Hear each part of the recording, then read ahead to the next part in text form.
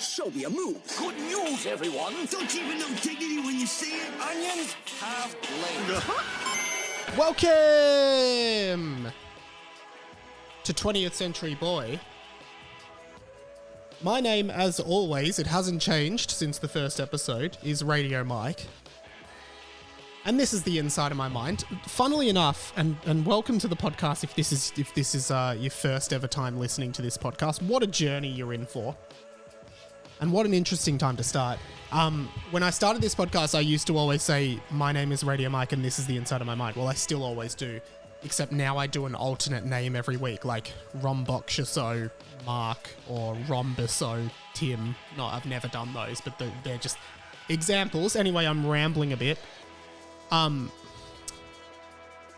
never actually said this on the podcast and no one's ever seemed to pick it up, but the thing, this is the inside of my mind, I didn't make that up. That is another pop culture reference in the slew of pop culture references that the introduction to this podcast has in it. Obviously, in the intro alone, there's a bunch of quotes from various 90s/2000s popular culture, including The Simpsons, Futurama, Shrek, Banjo-Kazooie, the Nintendo 64 game, and Super Smash Bros. 64.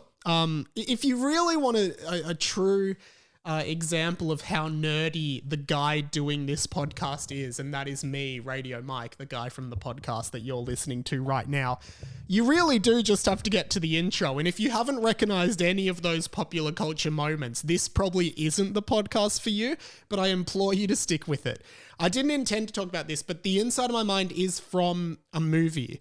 And it is a movie I watched a very long time ago, but I always thought, and in that movie, and it's not a very well-known movie, I don't think. So I realize that's why people probably don't, have never been like, hey, are you referencing this movie? But it is an excellent movie, that I strongly encourage you watch. But I'm not going to tell you what it is because I want someone to figure it out. I know a few people would know who know me because I've watched this movie with a lot of my real life friends, and a bunch of my real life friends listen to this podcast. But, if we're not real life friends, try and figure out what the movie is. I don't know how easy it will be to find it, but basically the character in this movie that is saying, this is the inside of my mind, is a character with a lot of stuff going on and a lot of issues, I guess. And I think the reason I was drawn to that quote so much when I started this podcast was because I thought that I was kind of at a similar point in my life where I was like trying to figure stuff out. Interestingly enough, and I think if you go back and listen to the first episode of this podcast, which I kind of encourage you not to because I'm I cringe a lot at like the first year of this podcast. I don't know why. I cringe at everything I've done in the past. But I think you will notice that I have changed as a person a lot from that first episode, which was kind of the point of this podcast, to explore who I was. And I have learned a lot about myself in the process. Why was I saying that? Oh yeah. But I still feel like now, and this is halfway through season 3 of the podcast, I still feel like there's like such a long way to go in terms of me figuring stuff out, which is kind of like some of the stuff that I wanted to talk about today in a way. But I hope you've been well though, overall. I've been really well. Let me know how you've been going. RadioMikePod@gmail.com is the best way to get in touch. If you've never written into the show, consider writing in this week. I'd just love to get to know who's listening to this show. Because there are lots of people who listen to this show, and it really makes my week hearing from you. You can also get in touch at radio.mike on Instagram, or join the podcast Discord, which is a group chat. There is now a channel in there called Introduce Yourself, where people can introduce themselves and just talk to other people. There's a bunch of people in that. There's nearly 200 people, and you can talk about. There's a movie thread. There's a music thread where we recommend new music to each other. There's like heaps of threads, like threads for all my content and etc. So yeah, I would love for you to get around the Discord and the podcast. As well as that, just to do a plug at the top, I would love it if you could donate to the Patreon for this podcast, patreon.com/Radio Mike. A few new people did jump on board this week, so I will just log in and get their names because I want to shout them out. But for as little as $1 a month, you can join the Patreon to this podcast. Every couple weeks, there will be a Pat and Mike bonus podcast with myself and Pat, the producer of this show, who does such an amazing job. Okay, it's asking me for a verification code to log in. I don't know why I need a verification code for my own Patreon, but stick with me, guys. For as little as $1 a month, you can do that. If you don't want to go through the rigmarole of signing up to Patreon, if you would prefer, and you want to support me, you can go to paypal.me/itsradiomike. If you send me $12, I'll consider that $1 a month for a year. And then if you request, I will send you all of the MP3s to the bonus podcast. So I realize some people, don't want to contribute. I don't know why I'm doing this on my laptop. I just realized I have the app on my phone. Radio Nick, welcome to the radio family, Radio Nick. Nick Schaefer has contributed to $1 a month. Thank you so much for getting on board. And of course, Amy Harvey and Woody Hall as well both contributed, but I think I referenced those guys last week. People seem to be really enjoying the Patreon bonus podcast with me and Pat. It's a bit more in-depth, it's a bit more personal, and we talk about behind the scenes of what we do for work and what we're working on here, and like working on Hamish and Andy and Willosophy, and just more stuff that I don't necessarily want to tell on the main podcast. Not because it's like confidential information. I'm not giving you like insider trading secrets about the media world, but more just like personal stuff that doesn't necessarily fit on this. Speaking of personal stuff that doesn't necessarily fit on this, I kind of want to talk a bit about that. But first of all, I will say a shout out to Radio Carla. Welcome to the radio family, Radio Carla. Listening to your podcast, binging it during New South Wales lockdown. Appreciate it. Thank you. I'm up to the 12th of December, episode 2019. You said to message you if listening from the future to say happy 25th birthday. Yes, I did. I will forever be 25 because I asked people on my 25th birthday to wish me a 25th birthday whenever they listen to that podcast on the 12th of December 2019. And I still get messages to this day wishing me a happy 25th birthday, even though I will be 27 in 6 months. Well, less than 6 months now, because it's now August, which is pretty crazy. But thank you very much, Carla. And of course, do a 360 spin on the spot right now, all listeners of this podcast, because if you see me in your vicinity, which is highly unlikely right now due to all the restrictions, but you win the podcast ends forever if you win, but there is a secret prize. So good luck with winning the podcast. Obviously, no one has done it yet. Okay, so this week I was so sick. We recorded Hamish and Andy on last Tuesday, so sort of this time last week, and I was in the office and I left home and realized I had a sore throat, and I'm like, uh-oh. And then throughout the day, my nose just became runnier and runnier, and I was like, oh no, I've got it. I've got the virus. And I was sneezing, I was coughing, I was wiping my nose all day, so I'm like, yeah, I need to get a COVID test. I haven't had one. I've never had a COVID test, and I have this weird thing where I don't know where it comes from or why it happens, but anytime I'm like at the doctor or anything like that, where the doctor has to like do some kind of invasive procedure, like for example, a COVID test, which is shoving a stick up your nose really far. Or like, I don't know, once I had to have like my ears checked, even like getting an injection, like a vaccination or something like that. I laugh. Like if anyone's like looking into my body or injecting, like going inside my body, not in a sexual way, but just like in a medical way, my brain just starts laughing. I don't know why, but I remember once the doctor was like, I can't remember what he was doing. I think I was getting my ears syringed because they were blocked up with wax, which happens from time to time. And I was just getting my ears syringed and I just couldn't stop laughing. And the doctor's like, is this funny? And I was like, I don't know. It's just weird. But yeah, so I got the COVID test and the girl was shoving the thing up my nose and I was just laughing and she didn't really get it. Neither did I, to be fair. But that happened. And within 10 hours, I got my negative result when they said I had to wait 2 or 3 days. So I was very pleased with that. Came out of lockdown. I'm all good. The thing is, though, I guess I wanted to talk about where the world is at the moment. And I realize this podcast is generally, like, I don't really talk about the pandemic too much on this podcast, but I wanted to offer, you know, just a few thoughts I've been having that have kind of worn me down. And this podcast, particularly in the first year, which I do cringe at, so that puts into question why I'm speaking about this, but I'm going to anyway. This podcast, sometimes I have in the past, like, just opened up about my anxiety and my, like, struggles with, I don't know, like, I guess like depression, like not really depression, but anxiety and overthinking and rumination and different things like that, which I have spent a lot of time reading about and trying to get better at and managing in the last few years. And I believe I have done a good job at that.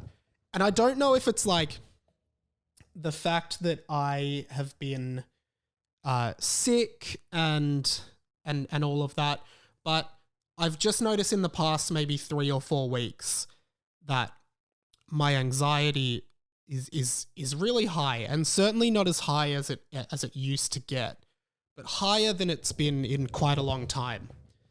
And I've been doing a lot of thinking about that, and some people might be in the same boat. I know some people don't really get anxiety at all, which is great. Everyone sort of handles things differently. I get it a lot.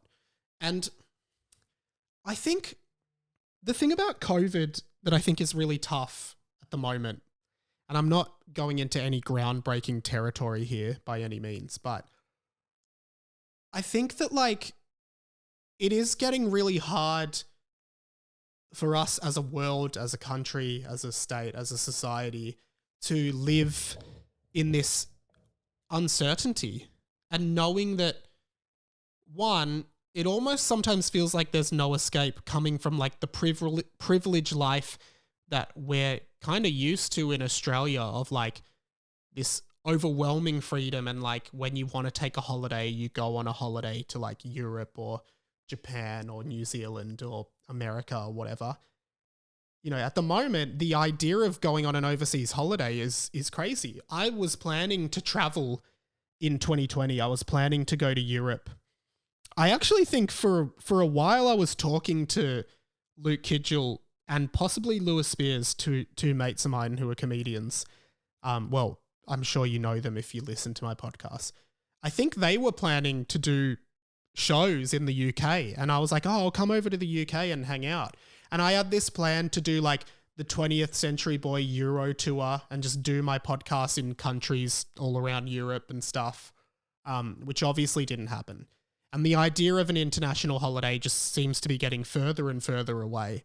Not to mention the fact that, like, it feels like traveling to America now for leisure is, like, becoming increasingly unlikely because of, like, how that country currently is operating. I don't know. It's all a bit weird. And I was talking to my housemate about it, and she was saying, yeah, like, we need to remember that, like, we're all going through this, like, collective trauma of being locked down and having our lives totally change. And I just don't feel like 100%.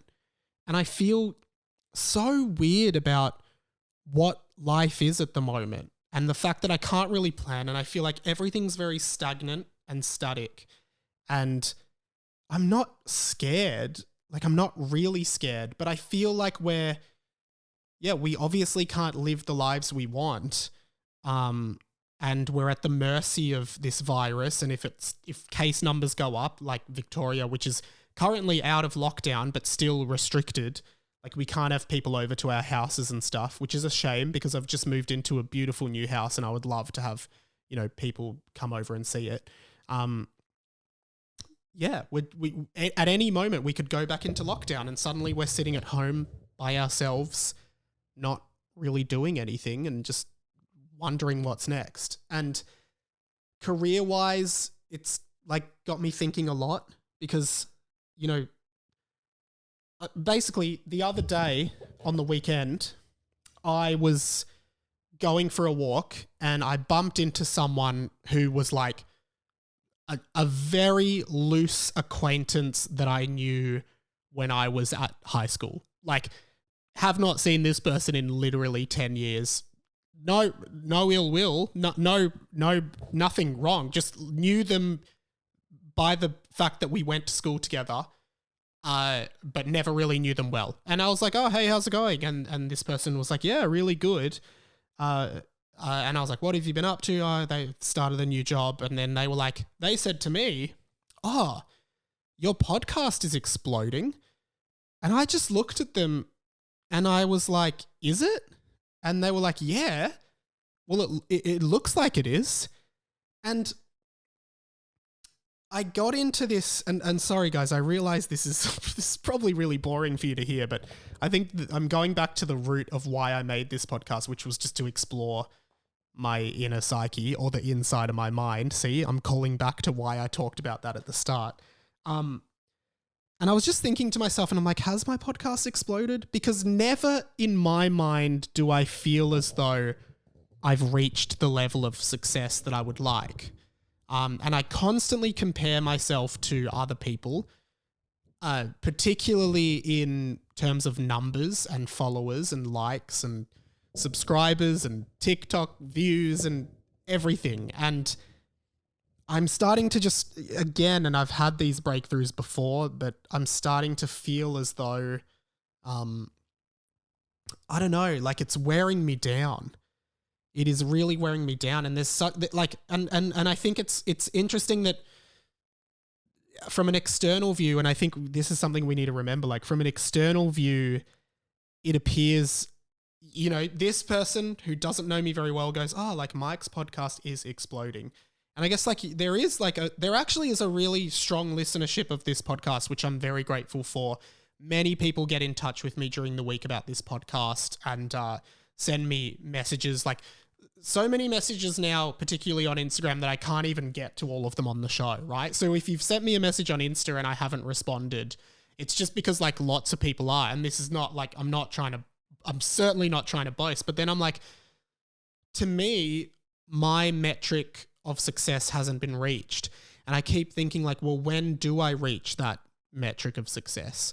And I remember I was doing this thing, Mike Talks, at the start of the year and late last year, as well as that. And I will be trying to bring that back in a more casual form later this year. And I think Ryan Shelton, I might try and dig up the audio, but I think he was talking to this point, or maybe I'm confusing it for my Mike Talks because I've heard Ryan Shelton talk to this point so much, which is that he had to get to this point where he realized that he just wanted to love the process of doing things as opposed to doing them for the sake of people seeing them and praising him, I suppose.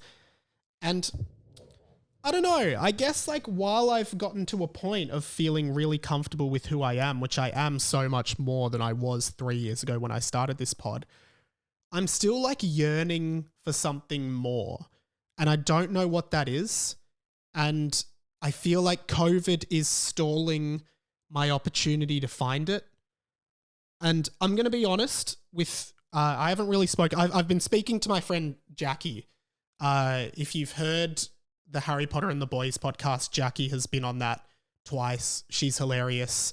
And I've been mates with Jackie for a couple years. She always wanted to do stand-up. She's a very funny person. And, but she said to me, I felt like I was waiting for an invitation and then I realized that I just had to invite myself. Very interesting discussion we had, and I'm going to try and get her on a Mic Talks because she's great. And I feel the same. Like, part of me is like, I would love to do stand-up, or I would love to be writing comedy and like writing stuff and making more stuff, like doing this pod and my Harry Potter fan fiction pod, which is geeky as, or doing my YouTube content about movies and games and stuff that I'm into and the nerdy style content that I'm into. But I feel like I'm waiting for an invitation, and I feel like it's because I'm afraid and my anxiety is taking hold and saying, nah, just stay where you're comfortable. And to link it in, just before finishing up this particular rant, I've started reading this book. I'm sure people have read it because it's a bestseller at the moment, and I assume books that are bestsellers are books that a lot of people have read. It's called The Midnight Library, and it's about this girl who is planning on taking her own life, and that's a heavy subject. So I'll put it out now. Lifeline 13 11 14. If you're having any issues at all with anything like that, please call it or reach out to me. Like, anyway, life is hard. And she ends up in this limbo, which is the Midnight Library, where there's books everywhere, and each book is an alternative life that she could have lived if she didn't make the decision she made. Like, when she was a kid, she was a champion swimmer, and she goes into this life where she pursued swimming and didn't quit swimming and became an Olympic swimmer that was really famous. Or she broke up with her long-term boyfriend. They didn't get married. So then she goes into a book, which is an alternative life where they did get married, and she finds out she was just as unhappy married to him as she was with him, and different things like that. And I'm about halfway through. It's a really gripping read so far. It's obviously fiction. And I don't know, it's sort of just starting, and I've been having these thoughts for a while about, like, who is Mike and what do I want to do next? And how do I get there? And how is COVID kind of stalling that? And yeah, how do I claw myself out? Because what my friend Jackie said to me, I was waiting for an invitation, really spoke to me, because I do feel like that a lot. Like, I'm waiting for someone to be like, hey, come and do this. And another friend, and I guess this is the beauty of doing these podcasts with friends and speaking to them, because Joseph Green, hilarious and lovely friend of mine for probably about 4 years now, who was on Mike Talks, and go and listen to that. After we finished recording, funnily enough, all the really deep stuff tends to come out after we stop recording. But I was sort of talking to him about this stuff, and he said to me, oh, but like, you know, I've seen you perform. Like, I've seen you on stage. And he was like, I've seen you do stuff with Luke and Lewis on stage, and I've seen you do things like that. Like, you can do it. And I don't know where this fear is coming from in my mind, but it's this very real fear of being hated, and this very real fear of people hating me, which is awful. And it stops me from wanting to do it because I'm afraid and I'm anxious, and I'm putting it out there on this podcast that I think that's my next step in developing me. That's what I want to explore. So I might try and use this podcast a bit to explore those feelings, but that's where I'm currently at in terms of exploring myself and what I want, because I also have these incredibly strange self-image issues of, like, thinking that people look at me and just think I'm like a horrific person. Anyway, I don't know. I don't know why I said all that. I just wanted to get it out there in the open. Thank you for being my virtual therapist and listening to my podcast. More generally on COVID, though. And I don't think this is generally controversial, but what I wanted to say on general COVID is it is really hard at the moment. And I'm in an incredibly privileged position. I will say that. I'm in a very privileged position in my life where for the past 18 months of COVID, my work has almost not been affected at all. My work in radio was affected. I no longer work in radio. But my work in podcasting and the podcast industry has not been affected. I've been very lucky, and I'm very grateful to the people that employ me to work, because I've been very lucky.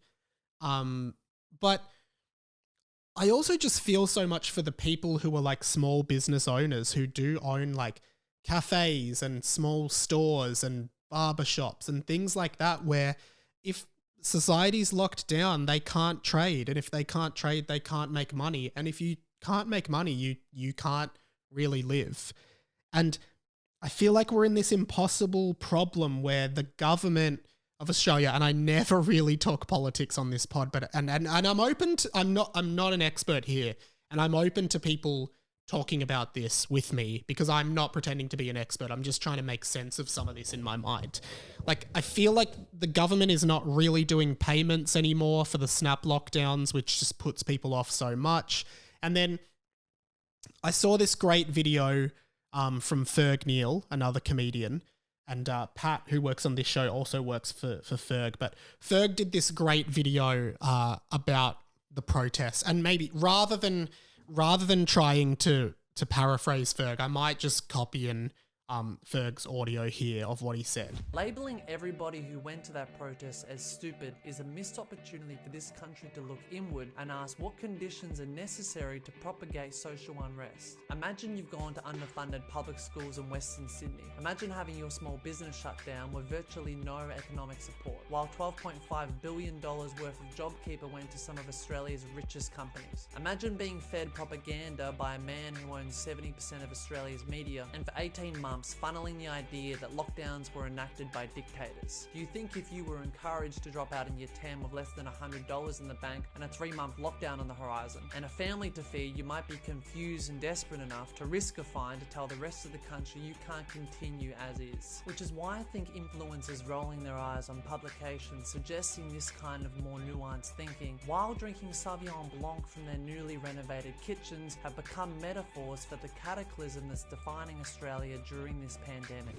I don't know how much or how little, like, I see, like, this is the thing with COVID, is it's such a multifaceted issue, because I completely agree that, like, I think a lot of people who were protesting, and I don't think protesting was the right thing to do, but I can understand that a lot of the people protesting are people that are literally, like, at a loss because they can't make money when things are locked down. And literally, if you don't have money, you can't really get food.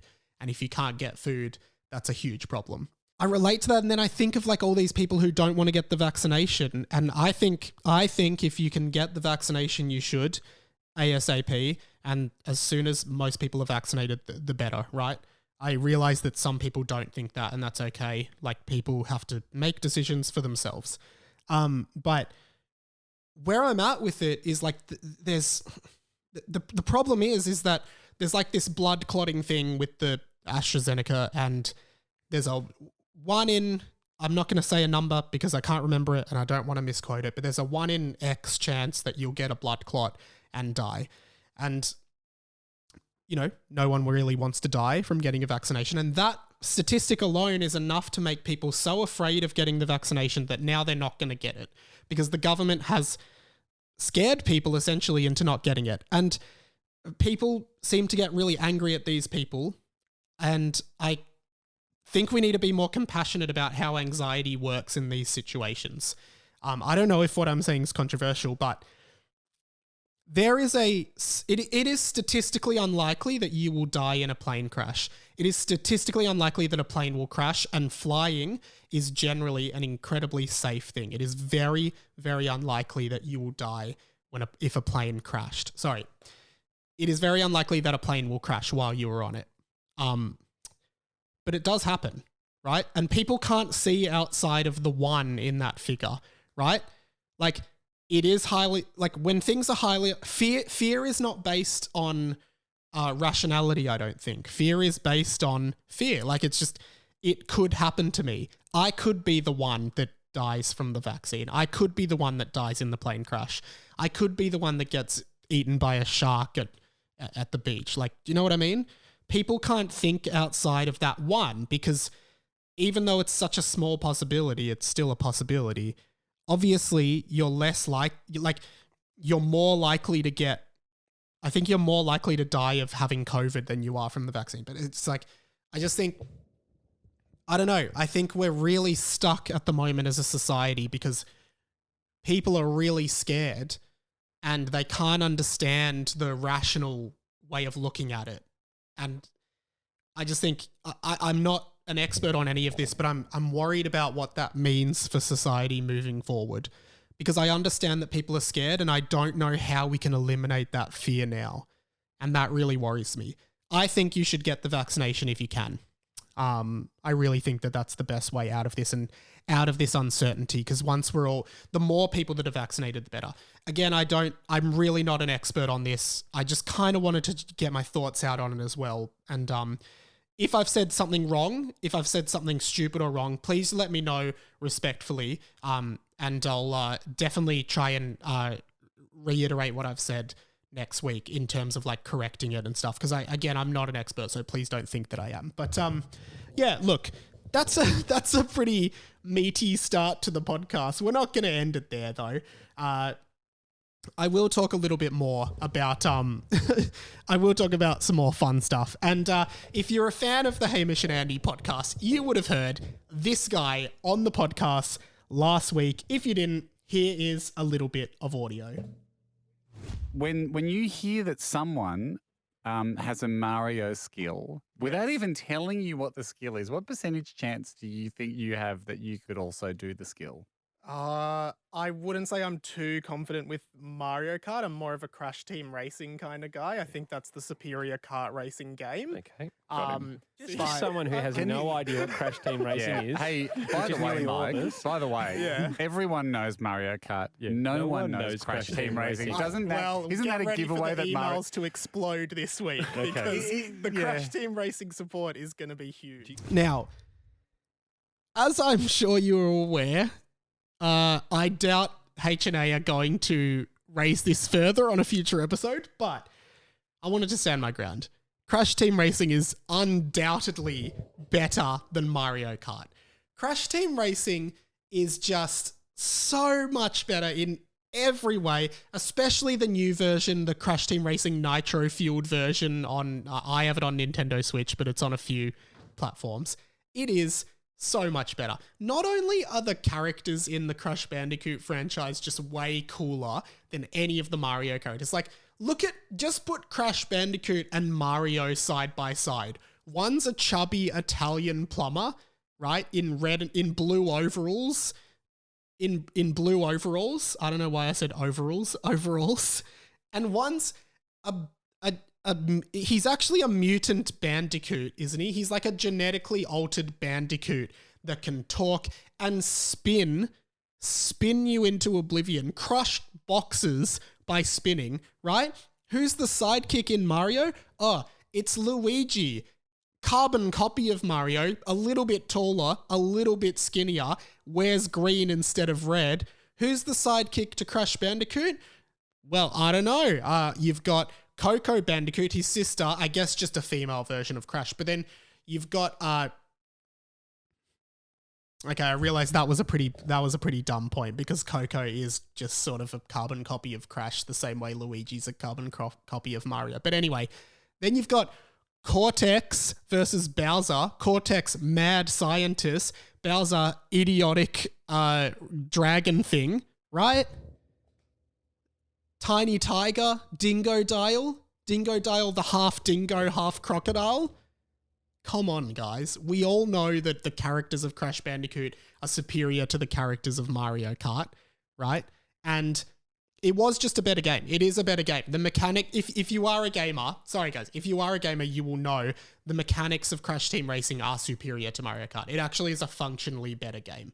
I can tell you that categorically, right here, right now, right here. So go and play Crash Team Racing. But guys, I did say there that the emails were going to go crazy, and I just wanted to read out a bunch of correspondence I received this week from various people, and I'm just going to read it out. Radio Alex, welcome to the radio family. She says, quick FYI in way of support.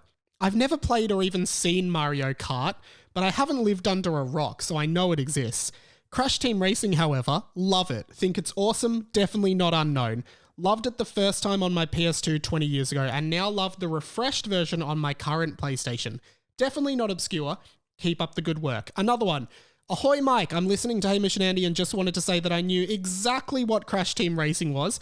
I personally was a big Crash Nitro Kart fan, but can't lie, the Crash racing games don't get the credit they deserve. Kieran, just wanted to voice my extreme fondness of Crash Team Racing. Many hours playing that as a little tacker, and in recent years it was recreated. I have a platinum trophy on the PS4 game and love the time trials just like Mike does. Wes, hey guys, just listen to the podcast and I have to say Mike is right. Crash Team Racing is much more popular than you think. More than agreeing with Radio Mike, I see a lot of myself in him. I used to have that arrogant attitude where I thought I was the king of Crash Team Racing, slaying anyone I came across and usually by a large margin. That is, until I met my fiancée. Quick, unassuming and humble, she mentioned that we probably shouldn't play because she grew up with the game and didn't want to beat me too badly. I scoffed, I laughed, I mocked. She destroyed me. Caleb, dear Hamish and Andy, I love Crash Team Racing. Daniel, I was literally downloading Crash Team Racing to my Xbox before I started listening to this week's podcast. Love the game, was a fan of the original. Mike is a great addition to the team as the actually nerd. Love his work. Maddie, just wanted to say that it was nice to hear somebody show Crash Team Racing the love that it deserves. Crash is greater than Mario Kart. Jaden, after listening to the most recent episode of the podcast, I should get in touch with the video game stuff. I want to officially be on Team Mike and throw my support behind CTR. I am a neutral fan of Mario Kart and Crash Bandicoot, but CTR definitely reigns supreme for me. Anyway, have a good weekend. Go the Lions, which I believe is an AFL reference. Lyndon, just here to show my support for Crash Team Racing. Lucy, Crash Team Racing definitely superior. Michelle, I'm no gamer, but I did grow up in a PlayStation family and our Crash Team Racing disc absolutely wore out by the end of the 2000s. Connor, the amount of respect Bandicoot Mike has gained for saying Crash Team Racing is the best is immeasurable, but the best racing game is Crash Tag Team Racing. Rebecca, just a Crash Team Racing fan chiming in to say only the coolest people know Crash Team Racing. Taylor, I just wanted to shoot it through an email in support of Mike. Crash Team Racing is awesome and shits all over Mario Kart. Graham, Crash Team Racing is far superior. It's like Kraft peanut butter is well known, but 99 Monkeys is superior. Steven, hey fellas, Mike's right. Crash Team Racing was an awesome game, much better than the newer Mario Kart. You get a lot more powers and moves and you can merge cars together. I think that's Crash Tag Team Racing. There you go. That is not all of them. That is a select few. And Crash Team Racing absolutely dominates. It is an amazing game. So I realized that my rant at the start went for way longer than I thought it did. So I hope people appreciate that a little bit. I do have a few things, but I might have to cut a couple things out. But I wanted to talk about, last week on the show I talked about The Bachelor. This week I want to talk about Beauty and the Geek. The reason I want to talk about Beauty and the Geek is because I've been watching a lot of free-to-air TV with my housemates recently, and Beauty and the Geek has been on. If you're unfamiliar with Beauty and the Geek is a TV show where they get stereotypical hot girls and stereotypical geeky guys and pair them together, and it's like, oh, bloody, what's the name of this lipstick brand? Oh, what's the name of the enemy in Super Mario Brothers? And then they, and the thing about this show, this is actually kind of serious, because the thing about this show that irks me a lot is when they start doing the makeovers for the geeks, right? Because actually a lot of the geeks, in inverted commas, really they're just guys who have like some niche interests. Like one loves motorsports, one loves martial arts movies, one of them is a gamer. Like, I feel like being a gamer, considering half the population plays video games in both men and women, I feel like being a gamer doesn't really classify you as a geek. I would classify myself as a huge geek. In fact, I would say I'm Australia's most lovable nerd. But anyway, I could go on that show. Casting directors, hit me up. But the thing about the show is that, and I realize this goes both ways. So, this isn't a huge issue. But when I was watching it, and they do the makeovers for a lot of these geeks, most of whom are like they're pretty normal looking, conventionally attractive guys. Like, they might not have the best sense of fashion or style, but they're like, most of them are actually, in my opinion, like, they're pretty normal looking dudes. I think like they do these makeovers where they literally like give them stylish haircuts and get them professionally styled and give them an outfit that really suits them and etc. I think the problem I have with it and this show generally is that it kind of assimilates being a geek in inverted commas with being like a socially awkward virgin kind of person with no disrespect to that, but like a socially awkward person who, you know, doesn't have any success with dating or love. And because of their interests, because of what they like, which might be gaming, kung fu movies, you know, Blink 182, which I don't even think is that geeky, or like, but you know, because of that, that is the reason why they can't get a girlfriend or be considered cool or have no friends or are socially reclused or whatever. And then this whole idea of, oh, but if we give them a makeover and make them more conventionally attractive, then they'll be, you know, so popular in society, right? And I just think like, I think it's kind of problematic to do that on that show because you're basically saying, see, if you just looked like this, then you'd be cool. But because you look like this and do the things you do, you're not cool. And like, I just don't really get, like, obviously the makeovers, they're great. Like they really flash them up. They give them haircuts, they shave them. And I don't know.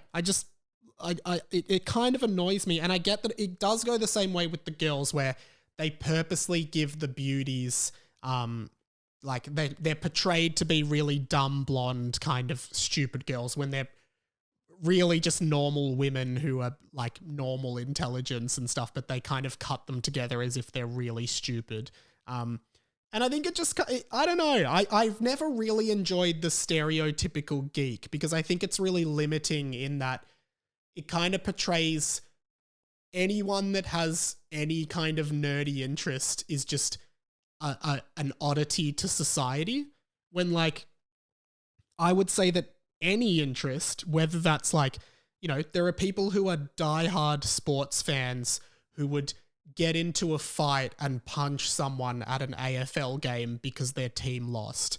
And I think that, you know, that is equally as just insane as someone who really, really likes martial arts films like this guy in this show, or someone who loves like Pixar films. Like I just don't like that we categorize certain interests as nerdy, because I think that it's wrong to think that your interests are normal and someone else's are wrong, right? And they're like, oh, I love footy and I love cricket, and those are like normal men stuff to like, and I don't like gaming and Pokemon because that's really nerdy. I don't love that. I don't love that.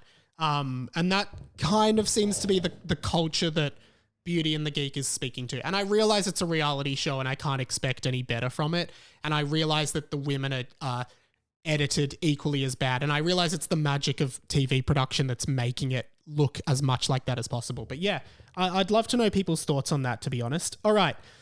How long have we been going for? Already 42 minutes. Jesus bloody Christ, Mike. Here's what I will say. I'll reveal the answer to the Lost in Translation next week. So I'll give people another week to figure it out because it is still there, and I'll give another clue. So here is the Lost in Translation, which is you need to decode these song lyrics, which have been Google translated heaps of times. He fell asleep in the morning. You should be happy. Rich country. He fell asleep in the morning. Always the sun. Rich country. Okay, here's your clue because not many people got it last week. Well, no one got it. I did get one submission. Who was that from? I'll just get it up on my emails. It was one submission that was wrong, and it was, sorry guys, it was Cusbro. Welcome to the RF, Cusbro. I reckon this week's Lost in Translation is Country House by Blur because it repeated house a couple of times in the last translation. Plus, you've spoken about Blur a few times on the podcast. Let's see if I'm right. Might see you in the Dream Factory. Thank you, Cusbro. That is incorrect. I do like Blur. They're very cool, but it is not that song. In fact, it is not even in the right ballpark. Like, that is very far from the correct answer. All I can really say is only focus on Rich Country. That's all I'll say, because I don't think any of the other bits can be discerned into what this song was. Rich Country, I think you could figure it out. Aside from that, I did say last week that I'm going to be playing a Legend of Zelda game on the recommendation of the listeners. I'm going to play Legend of Zelda Ocarina of Time on Nintendo 64, but I'm going to emulate it on my computer. So I'll give some updates on that. I might start tonight and just play like an hour a day for a few days and see how I go. And finally, Pat rang me earlier today to talk about a few things. He's going to be leaving the show. So if you want to hear about that and learn a bit more about that, Pat and I will talk about it on the Pat and Mike bonus podcast on Patreon, patreon.com/Radio Mike this week. So go and subscribe to that and you will get access to hear all about Pat leaving the show. Also, Chicken episode 2.0 is coming out. Well, really, we're kind of in this bit now, so let's do this. The plug. All right, the plug. Harry Potter and the Boys. There's 3 or 4 chapters left, I think, and I just haven't been able to get people over to the house. I will have an episode next week. This week, no, I'll put an announcement on that feed, but please go and binge it if you haven't already. Check out that podcast. It's doing really well. It's going gangbusters. Sorry for the hold up, everyone. I appreciate you being patient with it. As well as that, the YouTube channel, I haven't done a proper video in so long. The reason for that is I moved house. It was lockdown. My housemates were always home. I didn't want to disturb them by doing videos in here. And then I was sick. I was going to do videos last week, but I was genuinely so sick. I was bedridden for like 2 days. So, this week there will be a bunch of YouTube videos up, including Mike's Monthly Movies episode 7 for July 2021. That is a bonus video podcast I do on my YouTube channel, Radio Mike. Links in the description. Please subscribe. You can also watch the full 20th Century Boy. And Mike's Monthly Movies is where I basically talk about all the movies I watched in a month. It's like a 25-minute pod. There's obviously 6 episodes from January to June there. I'm really enjoying it. It's probably one of my favorite content outputs. So go and check that out on my YouTube channel. That'll be up this week. I'll also be chatting about on YouTube this week how a live-action Pokemon TV series is being developed by Netflix. I might talk about Loki, the Disney Plus series, and what I thought of it. And a couple other things that I want to talk about on my channel. So please go and subscribe. Pop culture news and discussions and stuff like that. Aside from that, there's a follow-up to the Crash Team Racing thing on Hamish and Andy this Thursday. Would love for you to check that out. And I think that is more or less it. Radio.Mike on Instagram, radiomikepod@gmail.com, Radio Mike on TikTok. We're growing there. So yeah, I really appreciate everything, guys. Thanks for listening to me today. Patreon.com/Radio Mike if you want to chuck a couple dollars my way to help keep the lights on here. I would really appreciate it. But for now, my name's been Radio Mike. Don't block the MDF. This has been the inside of my mind. Don't block the MDF. Don't block the MDF. And all the other ones. Goodbye.